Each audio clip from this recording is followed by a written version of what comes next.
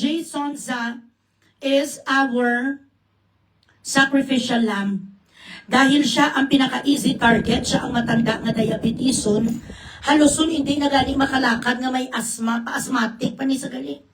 Asthmatic pa si Jason Za, yun ang pinaka-madaling hulihin kasi alam nila hindi makakatakbo. Kag alam nila na financially challenged, itong si kaibigan natin si Jason Za, mga weak kayo in BI. Sa totoo lang, you are weak and you are showing the world that you are such a loser. Naguhuli kayo di puta sa mga tao nga mga wala kalaban-laban. Mga potyo-potyo.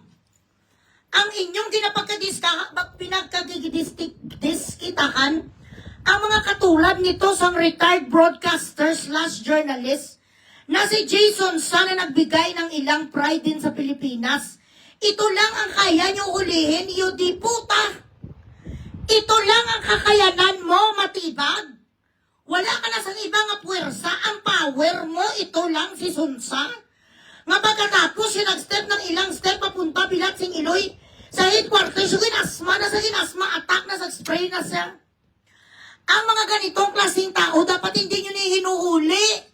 Compassion and kindness. Wala naman sa manan may namatay sa salita niya. And even the words that he posted, he did not post anything that wasn't true. Dapat iprobahan niyo muna kung totoo bang sinabi niya o hindi. Isn't it na ang sabi sang bilat sing Iloy nga sinto-sinto nga si Claire Castro. The president before Holy Week or after Holy Week, what did she say? Na siya, ang presidente, ay nakakaranas ngayon ng matinding sakit. Kung meron sang sakit na pinakamataas na sakit, maximum ang kanyang nararamdaman. And they even said that he is suffering from diverticulitis severe. Iyon naman ang sinabi ni Jason Za. Tapos ngayon, dinideny nyo ang papel nga galing sa ospital. So if that is the case, na hindi pala sasakitin, bigyan nyo kami! Bigyan nyo kami sa papel nga totoo. Hindi nga ginagawa nyo ang mga Pilipino nga doon mga alipungoy. Wala naman kayo may ginapresenta kung ano talaga kalagayan sa presidente. O labasadin lang may lalabas bilat sing Iloy 5'5" ang height. Pagkatapos ang ipin niya sharp. Ang kanyang tinga yung di puta iba ang mga curves and all. Pagkasunod na si Mana, lain na bigla na tumaba ang presidente. Na ospital bilat sing Iloy tapos paglabas siupaw ang muka. Pagka ganun sa ngipin square, ang ngipin na lumabas, wala kayo. Sa may ginaribak sa aming mga comprehensive medical results. Nga alam nyo sa kaugalingon nyo, in a constitutional manner, constitutional-wise, law-wise, you are obliged to show us na wala ang presidente, halos 10 days, di puta, grabe ang speculation. You kept mum. You misled the Filipino people. And then finally, when there were news leaking about his supposed demise, marami na sa mga sources and all, may mga nag-leak na mga salita doon sa St. Luke's, may mga maraming pulis. Maraming mga churulot, you did not even bat an eye para i-explain sa mga tao, tapos magkaroon ng kagitingan, gulpi lang may lumabas, bilat sing Iloy marauton. Tibi yun nga asthmatic na presidente, hindi mo makita. Ang totoo ba ni? Siya, you planted doubts on our minds. You made us believe that something was going on by keeping silent when you are in fact not allowed to do that. Ang sinto-sinto nga iyo di puta yung what a disgrace to Malacanang. Nga nagpagsalita niyo, she does not even know how to build this inside her head. Para man lang mapasipay ang mga tao, you doesn't care about us. Ngayon, dahil kaming mga Pilipino are very opinionated and we have that right, the democracy that we hold dear in our hearts to say our points of views, our freedom of speech that we practice.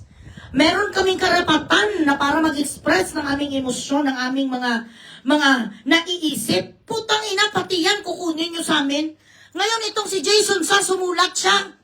Siguro, ang ating presidente dahil sa kanyang sakit na severe diverticulitis, baka siya ay natay-ship.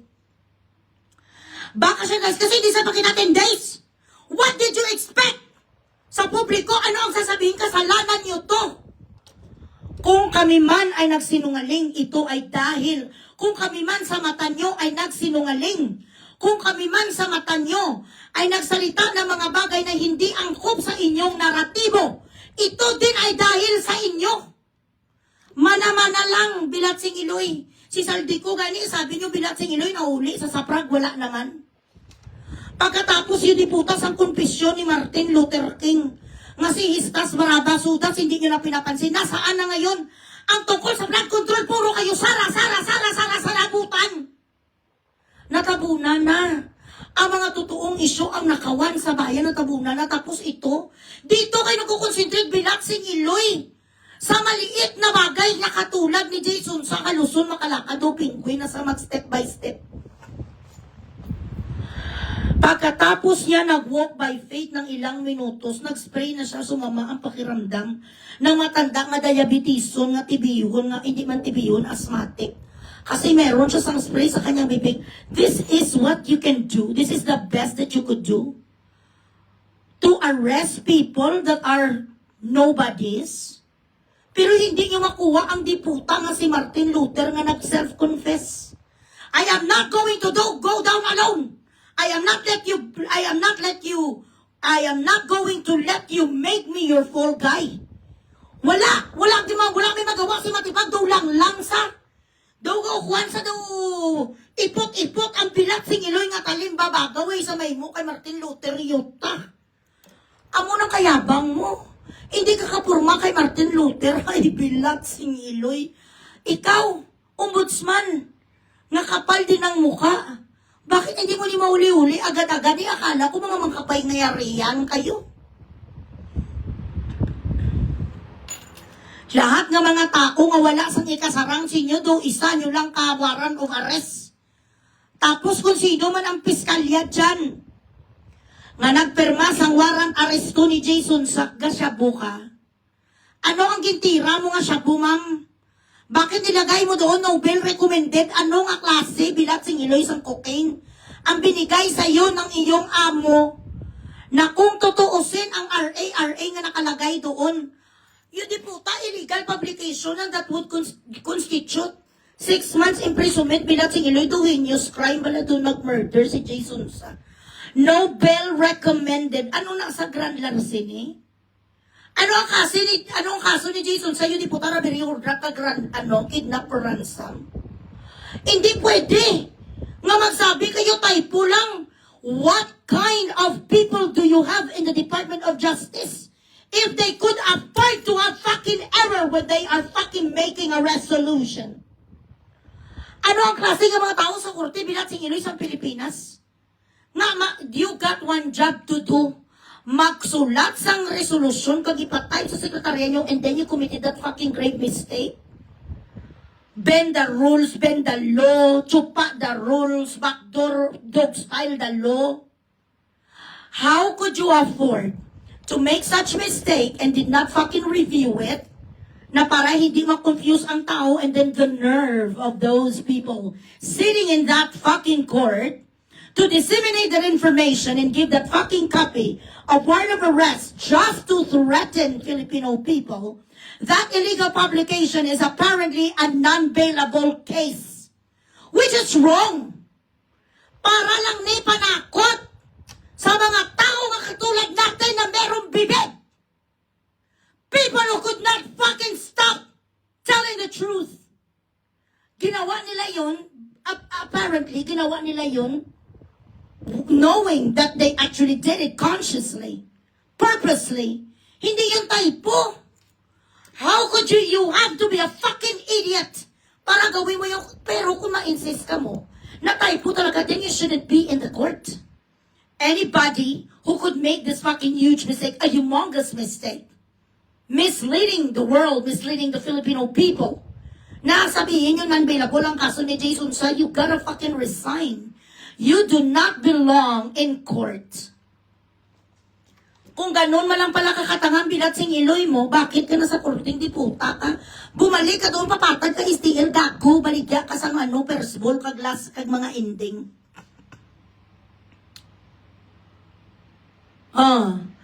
Noon ang nagapabida-bida si Ture nga kwan, si Ture. Si sino na pangalan niya? Si General Ture nga kwan. Alipungoy man nga gorilya, te, pagkatapos diin kasubong. Gindimot ka nga gago, kagintrepingan ka ni Lisa, ara ka na lang ngayon sa MMDA, ginawa niya na lang ka-street sweeper. Akala mo matibag, forever ka da? Ay hala, ang pagpakitang gilas mo sa kanila, pagpasipsip matibag, wala na sila pakialam. Kahit ano pa pasipsip mo, meron na kaming lead sa assassination, chororot. Sa death threat ni Presidente Sara, iyo di puta. Ulihi ka na to'y. Last year pa to sa nag-announcement. Too little, too late. Ganon yun.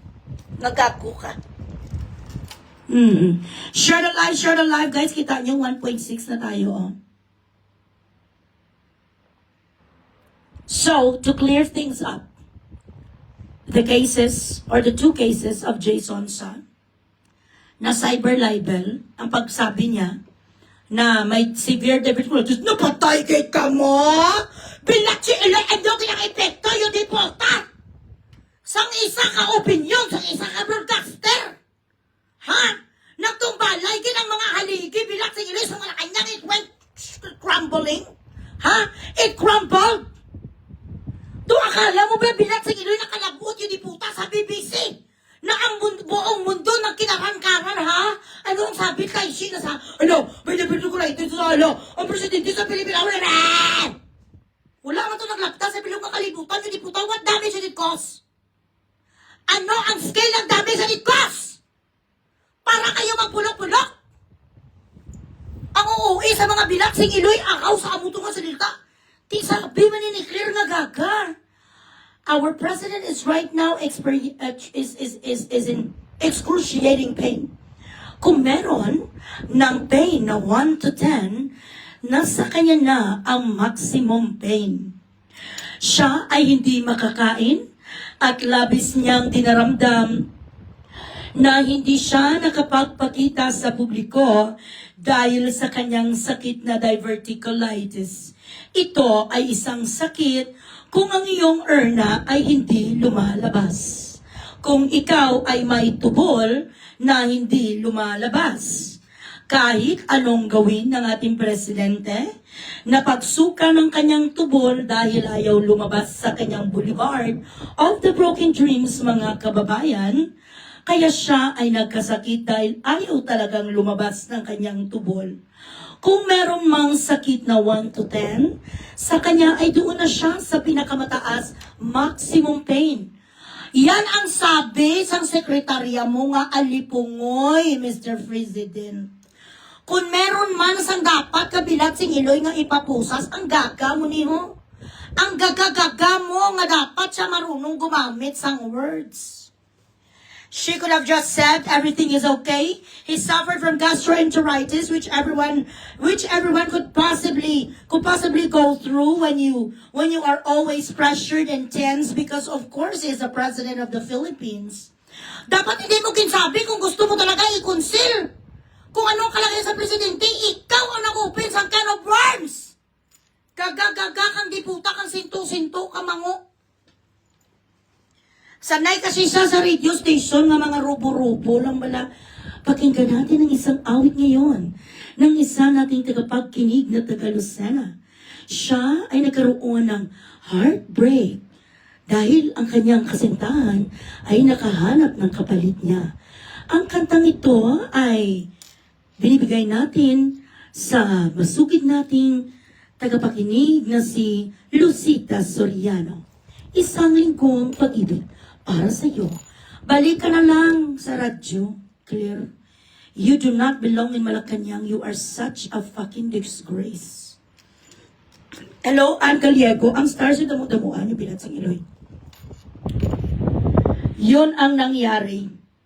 You weren't able to control the narrative instead of having an intellectual forum or press briefing for the Filipino people to be pacified while you were incognito for the past how many weeks during the first week of April? What did you do?